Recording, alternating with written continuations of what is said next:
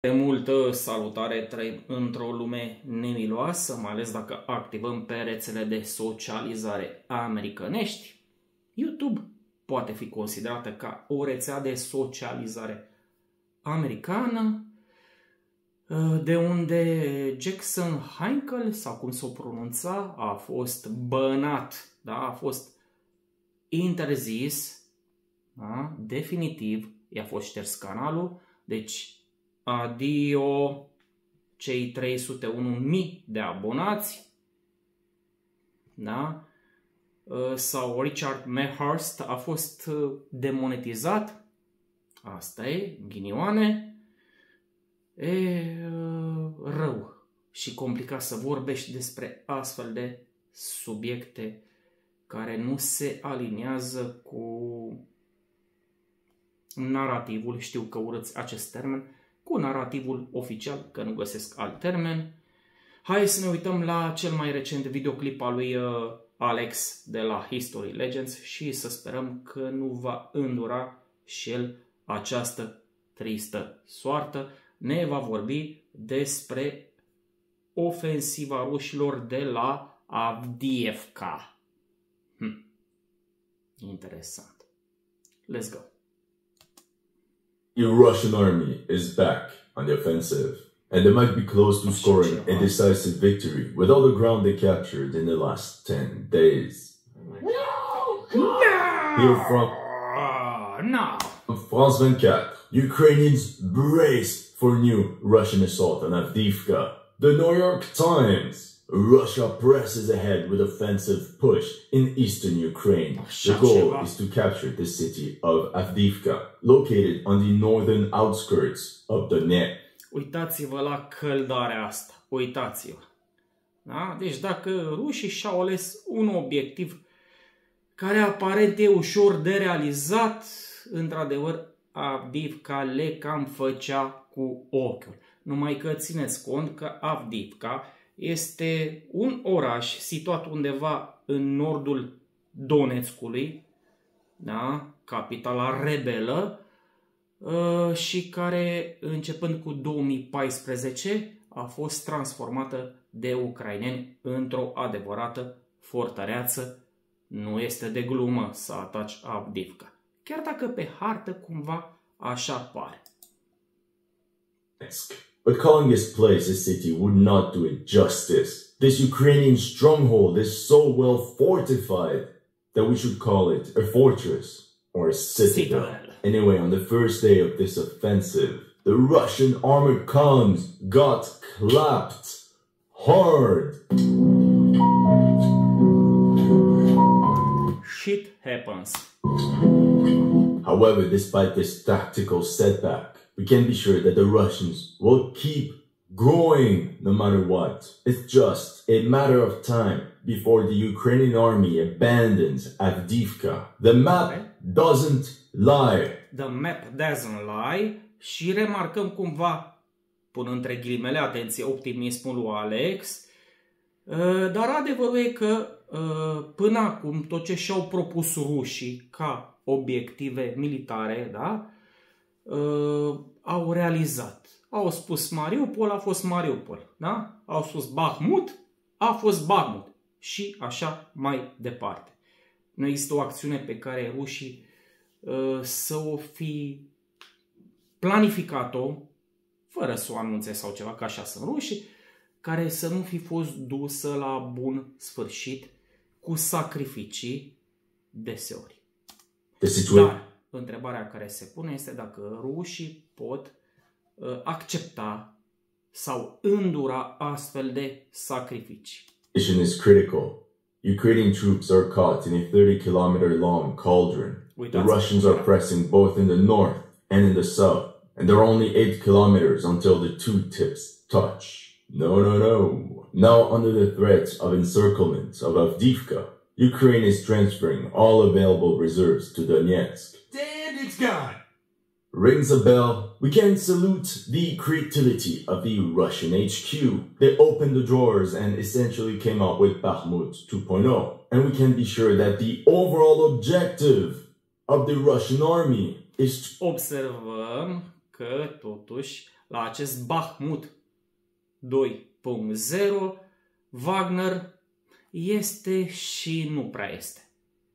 O diferență totuși, nu? To drain as many Ukrainian battalions into Avdiivka to create another meat grinder, the Avdiivka Misarubka, and to increase the Asta sună drăguț și românește.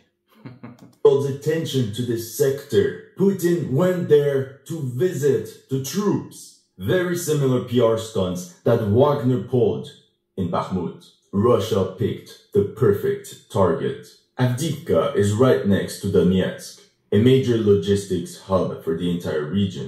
And the large urban area can also house and camouflage a massive... Da, stop! Putem puncta chestia asta. Logistica rușilor este foarte facilă. Au detai Donetskul lângă ei. Okay. Number of Russian troops. On top of that, Avdiivka has become some sort of symbol of resistance for Ukraine. It's the last Ukrainian position on the outskirts. Urmează să-l auzim pe Zelensky peste, nu știu, câteva luni, poate mai multe, cu Avdiivka trăiește în continuare în inimile noastre.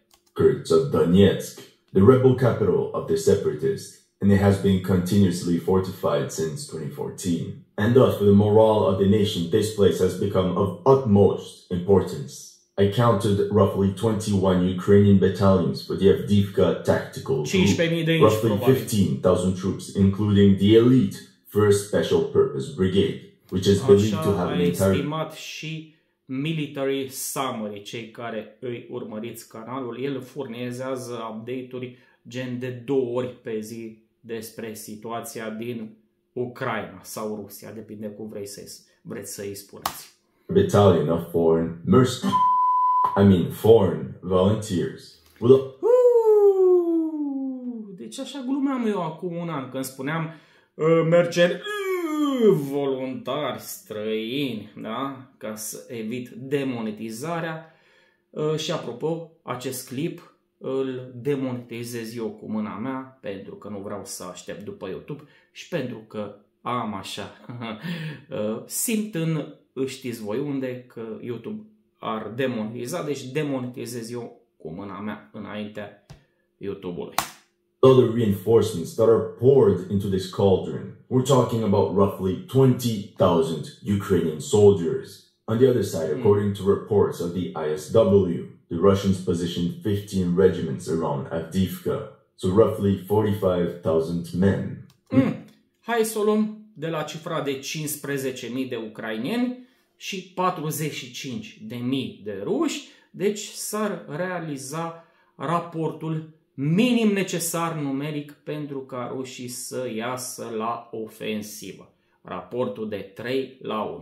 Reason number 2 is that a Russian victory would decrease their front line by 20 kilometers. And with all the reserves that would get released from frontline duties, they could exploit this breach they just created in Ukraine's defensive belt along Donetsk Oblast. And it would allow the Russian army to go for a strike on Pokrovsk or Konstantinivka. Welcome to History Legends, and here are the latest news of the Russo-Ukrainian war. If you're new to this channel, make sure to like and subscribe. As you know... Da, și în loc să vă îndemn să vă abonați la mine dacă nu sunteți abonați, o să vă rog să vă abonați la canalul History Legends. Some of my videos have been targeted with limited or no ads. Cunoaștem. So make sure to check out my Patreon or Pay. Cunoaștem că și ultimul lui videoclip, cel postat înainte de ăsta, a fost demonetizat. To keep the show running. Thank you to everyone that has already helped. Și eu vă mulțumesc tuturor care mă susțineți pe Patreon. Aveți link în primul comentariu fixat. Și din postura de membri ai canalului Noaptea Minții, hai să ne punem pe treabă că mai avem mult de văzut. Welcome to the headquarters. Long story short, the Russian army has been trying to get Avdiivka since February 2022.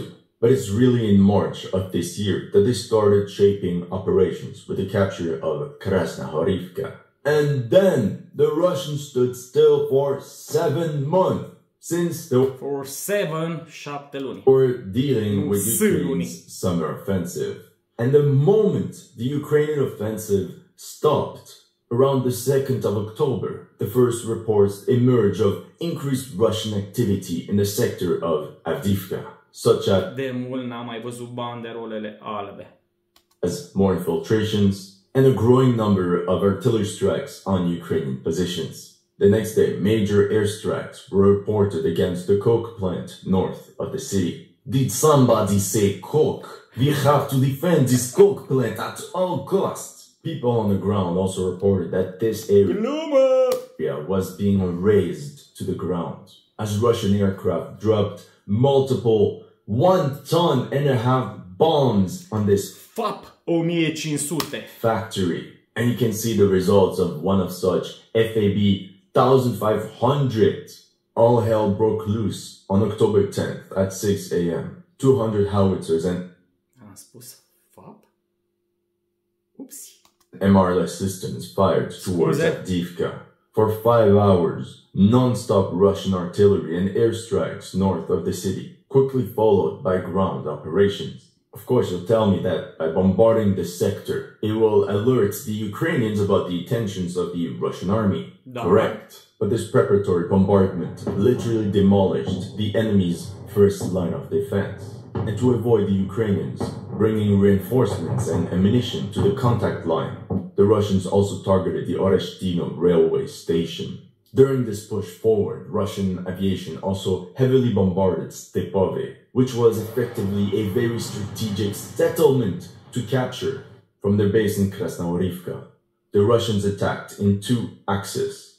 The Russians would have to take control or bypass this 200-meter-high waste heap surrounded by 2 lakes, which could easily turn these pathways into choke points. So to bypass all this, the Russians decided to order their armored columns to rush forward at full speed. They had a huge armored column moving towards Ukrainian lines. I counted roughly 20 BMPs and tanks. This column was geolocated right here on the map, meaning the objective was clear. Bypass the waste heap, reach the railway line, and attempt to gain a foothold in a coke plant, or even push towards Stepove. Meanwhile, a little bit in the north, their objective was to cross the open fields, get over the rail embankment in this wide flanking maneuver, and capture the villages of Stepove. Ok, o să pun o pauză. Din ce știu, frontul acum este mutat aici. Cam așa arată. Da? Și ocolește acest waste heap. Ce-o fi asta, da? Probabil o, nu știu, ceva deșeuri chimice de la vreo uzină, o treabă de asta. Deci cam așa arată frontul. Trebuie să luăm în calcul și faptul că Alex are totuși ceva editare la videoclipurile astea, editare care consumă timp, deci până când filmează, până când editează, probabil că mai trec ceva zile. Și nu poate să fie, cum să spun, la secundă, da, cu evenimentele. In my opinion, in this offensive, the Russian army tried something new. We already know that they had Storm Z assault squads a la Wagnera due to the firepower and mobility limitations of infantry squads and the time constraints to reach the objectives. I think the Russian command just gave these guys armored vehicles and created Storm Z mechanized groups, literally SMG. The concept would be very similar to World War II Soviet shock units, with their infamous tank descent units that would storm enemy positions aboard tanks with SMGs. Oh my god, it all makes sense now. Now, the sad reality is that these shock units would often be sacrificed in order to open a breach, as they often suffered nearly 100% casualties. But I'm getting a little bit ahead of myself, because the first reports were optimistic, as rumors grew that the Russians had indeed achieved some sort of breakthrough. The enemy is not offering fierce resistance. And here the commander of one of the units of the 10th Tank Regiment claimed everything is going according to plan.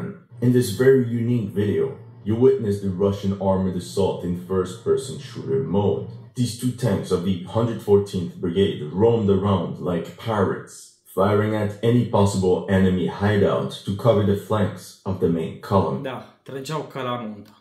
Eventually, they reached the main body of the attack force, and here's an almost cinematic shot of 5 Russian tanks in action before we see the 2 tanks pass by various armored vehicles. Yeah, that was before they got wrecked. But there was also this video of an entire Ukrainian squad, at least 12 men, simply running away from their trenches.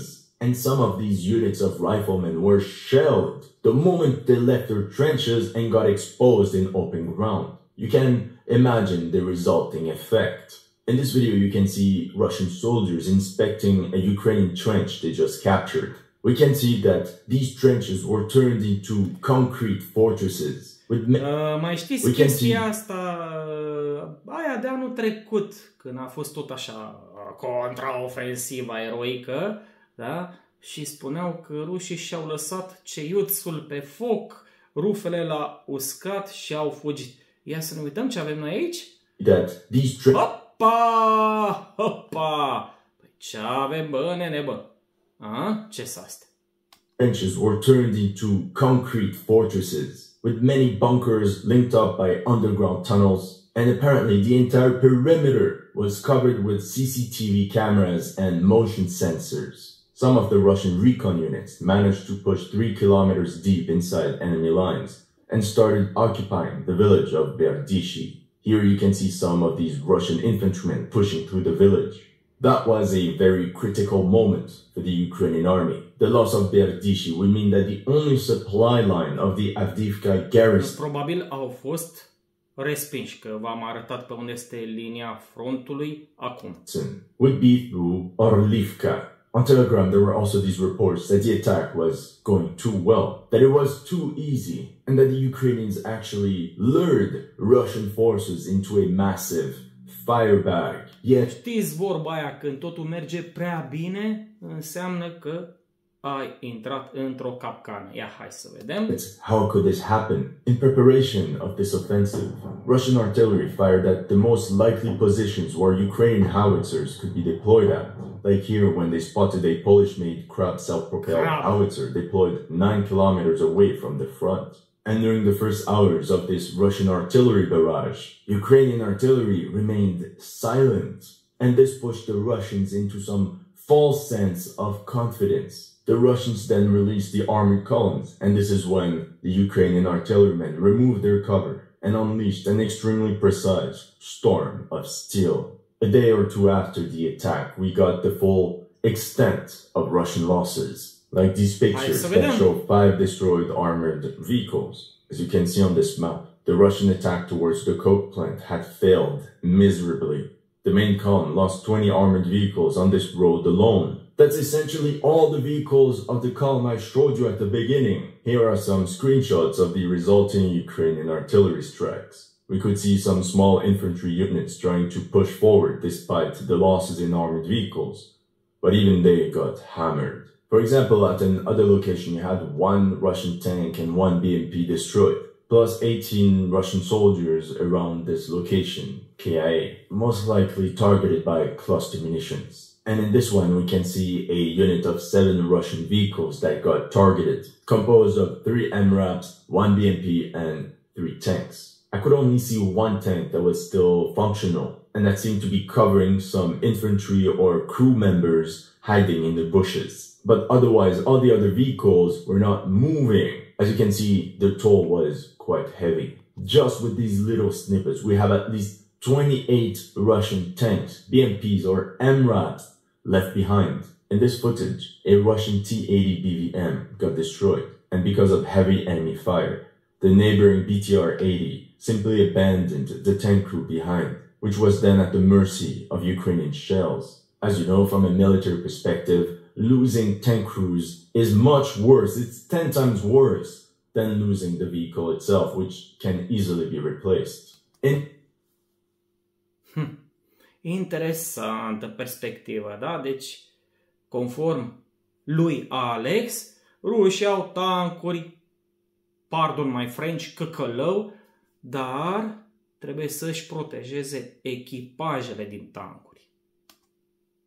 In the end, how many losses are we talking about? In regards to Ukrainian losses, so now... Aoleu, ce scârbos este videoclipul ăsta de propagandă. Are omul ăsta o față de... to Ukrainian losses, cere palme. Uitați-vă la el. Aoleu. So now onto Russian losses. OSINT Technical believes that on October 10th and on the 11th, Russia had lost a total of 15 tanks and 33 infantry fighting vehicles, for a total of 48. Now, according to various Ukrainian sources, they geolocated 70 destroyed vehicles, 15 of which were Ukrainian, allegedly. Now, Telegram channel Deep State UA outbid the previous claims and said that during the attack, the Russian military lost no less than 63 units of military equipment. And then the Kyiv Post E ca la licitație. Cine dă mai mult, cine oferă mai mult, outbid them again and claimed that the figure had risen to 102 tanks and 183 armored vehicles lost, with 2,800... There were chaotic.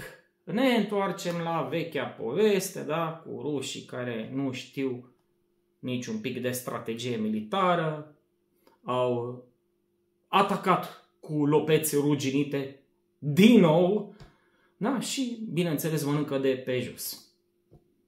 140 Russian troops KIA. Now on day 2 of this offensive, on the 11th of October, we noticed a dramatic change of pace of this offensive north of Avdiivka, especially considering that Ukraine sent a couple battalions of the 31st Mechanized Brigade to counterattack the tired Russian forces that could not be resupplied and get reinforcements. And whenever Russian armored vehicles spread out and abandoned the main roads, they entered minefields and got swarmed by FPV drones. It's literally the same thing as the Ukrainian summer offensive. Same thing for the Russian reinforcements trying to reach the line of contact. Like this tank that was transporting an entire squad that got a huge load in its face from a mine, and then everybody just ran away. Why are you running? Why are you running? There are also many videos of such... Why are you running? Why are you running? There are also many videos of such fleeing groups of Russian soldiers being targeted by a combination of auto-grenade launchers, mortars, and, like we said before, cluster munitions. According to the reports of the battle, the Russian army managed to push north of Avdiivka and fought hard to maintain their outposts near Berdichi and Stepove, but with the incoming Ukrainians on their right flank and the enemy units still in their back across the rail embankments, it became mission impossible. The Russians tried as much as possible to press the ruler, but what was thought to be a 5-kilometer breakthrough ended up being 2.5 kilometers at most. And if we look at a 3D map, we can see that there's not a hill but a slight elevation of terrain that overlooks these two settlements. And we can believe that the Ukrainians had fortified bastions there, with many machine guns, auto-grenade launchers, mortars harassing advancing Russian units. Same thing for this waste heap, which overlooked the entire battlefield. In the end, Operation North flopped. This is when the Russians started... Flopped. Da, și n-au reușit să ia acel waste heap. Making progress in the south. One Russian unit was spotted here, west. Deci ați înțeles că e găleata așa și până acum ne-a vorbit despre încercuirea, semi-încercuirea dinspre nord. Acum ne vorbește despre cea din sud. Bun. Of Vodiane, where we see 2 Russian BMPs knocked out with what seems to be a Russian assault squad walking across the field towards the line of contact. Notice the formation and how spread out they are. That means that if the Ukrainians manage to strike this column, only a couple of guys will get hit and not the entire formation. Another unit was geolocated here, further west. Eu știu cu muniția cu dispersie, eu știu, nu mi se păreau chiar atât de distanțați. Pushing along the village, or rather what is left of it. There are only ruins now. Și Google Translate tocmai ce a auzit West și a spus Occidentul, deși era clar o indicație cardinală. We can see 2 Russian BMPs abandoned and their infantry components deployed in the rubble while more reinforcements arrived to keep the assault going. Meanwhile, another Russian unit was spotted here, north of Odiane, toward Svierne. Same configuration with BMPs and a 10-man assault squad walking in open terrain. In the end, we can notice some tactical maturity from the Russian side. Instead of sending packed armored columns once again, they ended up using the same small group tactics that the Ukrainians have been using throughout the summer. And that's within 24 hours of the start of the operation. After these 2 days, the battle became somewhat positional. On October 13th, it was reported that the Russians shelled... Deci cumva aceeași situație de data asta întoarsă pe dos și întrebarea care se pune este cine poate suporta pierderi mai degrabă. Ucraina sau Rusia? Some Ukrainian trenches to the north of Avdiivka on their right flank. There was also this video of them using incendiary munitions, whose objective is to burn everything they can in trenches, burn down trees to remove any foliage, and it can even make some ammo depots detonate. And of course, more FABs were dropped on high-rise buildings of Avdiivka. Overall, the Russian command halted ground operations and called for massive artillery support since they were now facing multiple counterattacks by the 80th Airborne Assault and 59th Motorized Infantry Brigades, with Russian units eventually falling back behind the rail embankment. Now, on a tactical level, the Russians are focused on securing the waste heap, whose control would allow them to push all the way towards the rail embankment and even set foot in the coke plant. Now, I don't know who is the commander in the north, but once again, he tried to break through the Ukrainian wall with frontal armored charges. Pumnul de fier! Here, a Russian column passes through the exact same spot where 11 armored vehicles got hammered. They probably use such brute force tactics because they lack demining equipment, have plenty of armored vehicles at the rear in reserve, and they were ordered to advance fast at all costs. In this video alone, they seem to have lost 4 IFVs and 2 tanks. So maybe not so much tactical maturity after all. Anyway, this allowed the Russians to get control of the waste heap and secure the entire eastern side of the... Da, încă o dată, pe aici este frontul. Da? Rail embankment. A couple of days later, the Russian command activated a new part of the front. By October 16th, the 1487th and 1453rd regiments of the Russian armed forces started pushing straight for the southern outskirts of Avdiivka. Și aici s-a întâmplat ceva cu videoclipul lui Alex. Nu vine să cred că nu a verificat și totuși a încărcat. Ce vom face?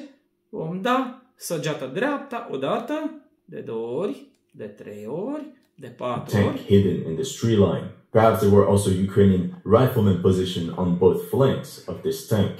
So using this sort of mapping, they called for a drone that detected the exact location of the enemy tank, followed by artillery strikes, and the tank was finished off by a drone dropping a grenade inside the hatch, which had been left open by the crew that had fled once the tank got hit.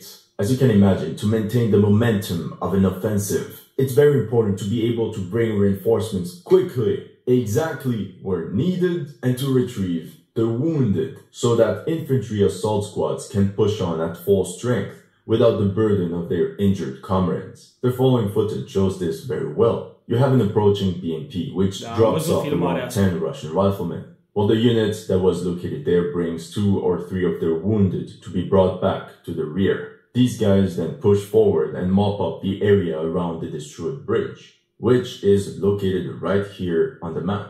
And it seems the Ukrainians didn't have much reserves in this sector because all they could do was to shell these Russian units. They caused X number of casualties, but they could not forbid the enemy force from taking over the terrain. Like that, little by little, the Russians were dismantling one fortified bastion after another. By the 20th of October, they reached the edge of a position called the Tsar's Hunt, which used to be a restaurant. And essentially, it's the last checkpoint. E o pensiune, o treabă de asta, cea mai apropiată de orașul Avdiivka, sau un drum spre orașul Avdiivka. before entering Avdiivka proper. This is where we can talk about phase 2 of the offensive. This time, instead of a thunderous assault, Russian units pushed forward at a slower pace with better coordination with each other, all the while securing every position along the way to facilitate the arrival of reinforcements. Ok, deci vedeți mișcările. Încercuire încercată la nord, încercată la sud, cei 8 km care desparte aceste trupe, plus asaltul propriu-zis al orașului Avdiivka direct pe la sud. Reinforcements and supplies.